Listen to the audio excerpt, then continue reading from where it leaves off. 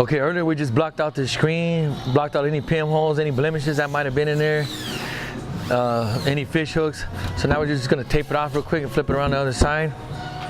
I'm gonna tape it off so the ink doesn't get underneath the screen and between the screen mesh and the frame.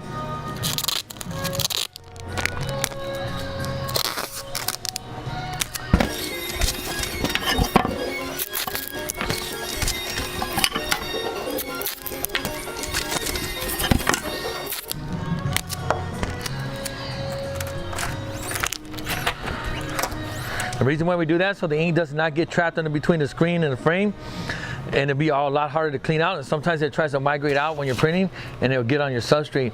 But since I did a good job at blocking it out and also putting the tape, it should work pretty good where nothing should get through there and penetrate that. I'm going to be printing this softball design next. This is LM softball logo. So I'm going to go ahead and tape off this section right here. And the reason why I take this off, I don't want, when the squeegee and the flow bar is printing, I don't want any of the ink to get through here and penetrate and get on my substrate. So I'm going to go ahead and tape off this.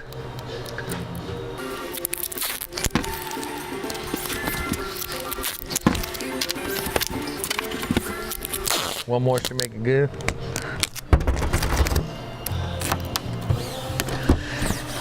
And another tip, the reason why I put the tape as far as I do is because sometimes you might notice that some people might put a little piece of tape just to cover this, and you say that might be good enough. But the problem with that is when I go to flip this image around and to print this job, I would have to come here and pick at the tape, and I don't want to get ink and stuff on my hands. So what I do is I use the tape and I run it all the way the length of the frame, and I also bend the little tab so it's easier for me to pull it off later on. And so it might use a little bit more tape, but it's going to make it neater and easier and cleaner for me to work. So I'd rather use a little bit more tape now than to be trying to wipe my hands and clean and pick at the tape later on.